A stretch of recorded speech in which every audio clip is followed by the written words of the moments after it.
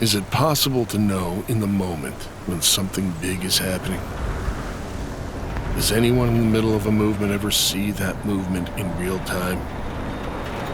Maybe, but I sure didn't.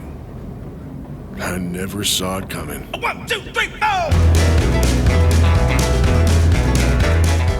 We set the wheels in motion without any purpose or plan at all. We were just a bunch of outlaws with too much time on our hands and a couple million acres of wild country to explore. Breeze walking through the honky-tonk like a pack of wolves now. Order of around. Come on, we're almost there. I knew better than to push that beater Chevy so high and so hard, but I did it anyway. So there I was, 10 miles from town, and I hadn't seen another person all afternoon. I cursed my bad luck in that piece of shit truck. Then, the boys showed up. We're gonna take our clunkers for a ride. Why don't you throw your bike in the back? All right. Turns out the end of that old Chevy was the beginning of everything.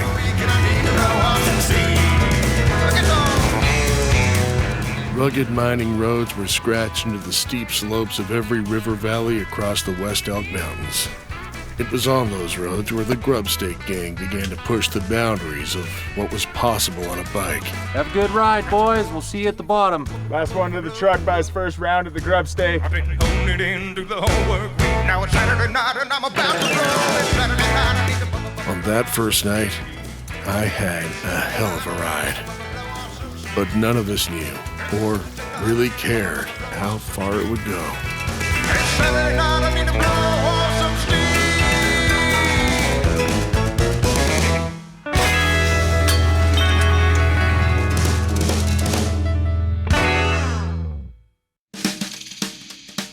Well, there are only 500 of us here in 75. 500 was a very small town. And that was including the old-timers and the newcomers. Back then, the elevated sidewalks were still here. All the hitching posts for all the horses were along the elevated sidewalks. I mean, it was full-on Western. It's a hideout. Back then, it was. There were people up here hiding out. They were like wanted, yeah. It was a rogue town. When you first came to town, you never asked anybody their last name. You just, if they told you your last name, that was good. But if you didn't ask, because they might not want to tell you. Well, yeah, I mean, you know, there wasn't a lot of work. We weren't really burdened with responsibilities and stuff. 74 and 75, that's when Albert and Baker started just going to Denver and coming back with pickup trucks load of bikes. Then they would fix them up in the shop, and $15. You had yourself a clunker. It's like the chosen ones that had the bikes. We made them for our friends. The guys were called the boys. That was the Grubstake gang. We'd park them in front of the bars, you know, and back them in like motorcycles. Line them up. Man, we want one of those. So that's how we started making a bunch of them. You know, put the high risers on them. And we didn't have gears. Gears came later, but and the trail system came later. We were riding the dirt roads with jean jackets and jeans and some boots. No helmet, ball cap. And so that was your biking outfit back there, Lycra, back then, so. Once we started riding them more and doing more dirt riding, we started putting handbrakes on them and stuff. And but we just made them with tall gears on them for downhill only. Big front sprocket, little back sprocket. There was not too much riding uphill with those. So you get someone that doesn't have a bike to drive the truck and then load the bikes up and take them to the top of Paradise or Kebler or ride them down 100 miles an hour. All these men from Aspen would come over and ride their motorcycles over to Crested Butte. They'd ride into town, they'd go to the bars, and all the girls in town, which there weren't that many, would be enamored with all these Aspen guys on motorcycles. So these guys said, well, we're gonna get even with them. We're gonna ride over to Aspen. Yeah, we'll ride our clunkers over there and park them in front of the Jerome. And we're gonna steal all the women in Aspen. So that was kind of the spoof of the whole thing that happened. That was how ProPass started. No plan at all on that. Yeah, I mean, it was pretty much out of control. You get one of those things going about 35, man. You start wondering. The technique was to stay alive, and the whole thing was if you carried wrenches, because that thing would rattle a Schwinn to pieces. I saw guys going down the road like this, and all of a sudden their handlebars are in their hands, and it's out in their wheel. They're done. Their handlebars just come off. Tires pop. You know, you never seen so many flat tires up on Pearl Pass just because it was all rock. There weren't tough enough tires to be made back then. It was an adventure. There was a lot of learning curves to be tossed right in your face, and so jungle rules. And I just seen bikes disintegrate. And just kind of meandered down the hill there.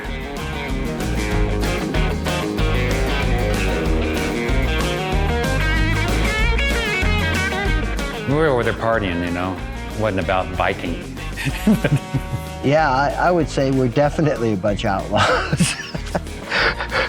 Anywhere we went, we seemed to create trouble. I think the alcohol had a lot to do with it. A bunch of kids having more fun than they should, and there was more people that went around for the party than rode over. We weren't talking about mountain biking at all.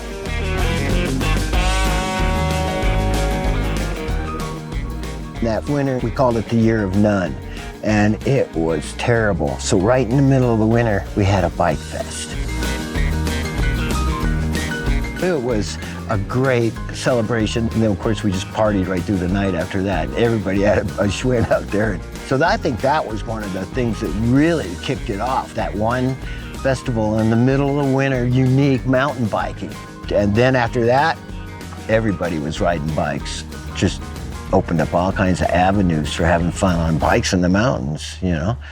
Well, then in '78, a guy calls DUANE Redding. He said, we read this article about doing this ride from Crested Butte to Aspen. We want to come. When is it? So then DUANE actually goes to the Grubstake and goes, you guys, these dudes from California have called. They want to do this Pearl Pass thing again. We have to do it again. Serious riders with the serious mountain bikes. People that didn't drink and riding their bikes.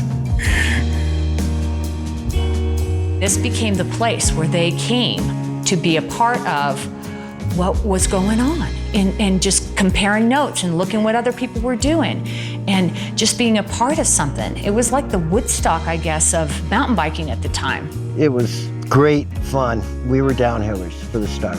And then after the Pearl Pass, then we became more uphills because we added gears, because you had to have gears, or else you walked your bike. And people didn't like walking their bike. They thought that was, you know, it's not gonna work. So gear up and then trail up. And that's where it all melded in together. I think that's a pretty good picture of it, isn't it?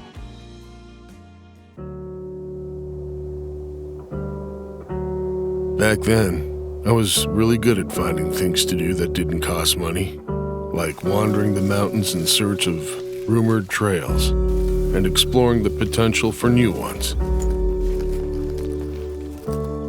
Most days, I wouldn't see another person, never mind another biker. And there were times I didn't find a trail at all. Hey, wait a sec. Austin, that you? Yeah, man. Well, get right up here then.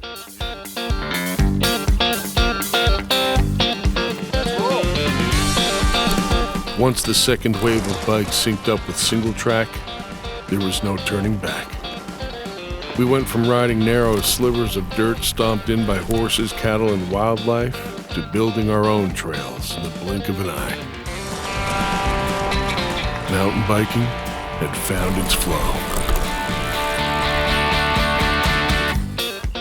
The cows made the first trails, the motorcycles followed the cows, and the bicyclists followed the motorcyclists. All those trails were there on a map, but they didn't exist in reality. You'd have to go out and find the hash marks that the old CCC crew back in the 30s, left. You'd have to walk all over until you find the next tree that had a hash mark, and then start putting it all together. And it felt like exploration to me. The trail networks had to improve as well for the mountain biking to improve and for more people to get into it. There needed to be more safer places to take them where you could stay on the bike. It happened slowly, but instantly. I think as soon as there are passionate mountain bikers on the landscape, they immediately, their minds go to, well, this could be a lot better. Crested Butte Mountain Bike Association, the oldest mountain biking organization on the planet. They've been organized for a long time. There were 6 of us that made it to the first meeting for Simba. That was 1983. I said, look, if we start correctly, we can start putting things together where you'll be able to park in town and ride 360 degrees, but not having to come back to town. Everything is going to link together if you guys see my vision. In 1987, I built an experimental aircraft, open cockpit airplane. If you've ever been in a plane when you leave Gunnison or any place and you look down and see trails, that's what flying does for you. I had a piece of cardboard. I had to tape it to my leg because it's open cockpit, and I'm marking lightning kill tree, 200 feet above it. Because when you get down on the ground, you cannot imagine how much different elevation stuff looks like of what you're going to do. The plane just really opened up everything.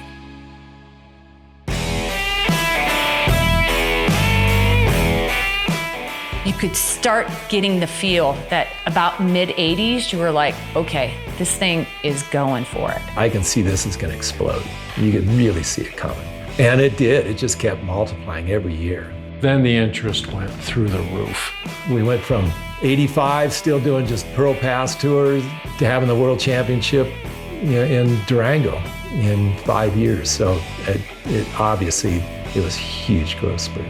Everybody was just having a great time. But at the same time, you knew it was like this secret. It's sort of like Crested Butte now. It's like, don't tell anybody about Crested Butte. But at the same time, you know that everybody else is going to love it too.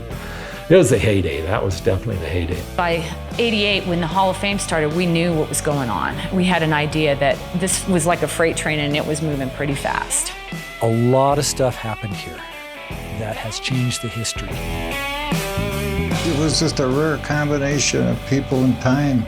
You know, somebody else right now is having their good old days, and it's going to be like, boy, I remember it was still fun around here, you know.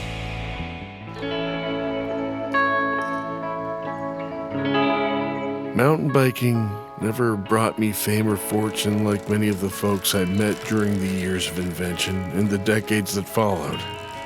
For the people I rode with from the beginning, it was never about anything more than having a good time. In one revolution, it became bigger than any one of us, any company, or any place on the map. It always was.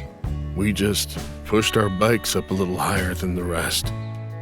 But I'm glad I was there when it happened, when the wheels started turning and everything was new and done just for the fun of it. When every ride was a journey into the unknown. When you didn't know if your Frankenstein bike would survive the ride, and you didn't care. Every time I think about those early rides, rallying my Klunker down a mountain pass, with the sun setting up my back, and a future full of possibility down the road, I can't help but smile and shake my head. And then, I go ride my bike.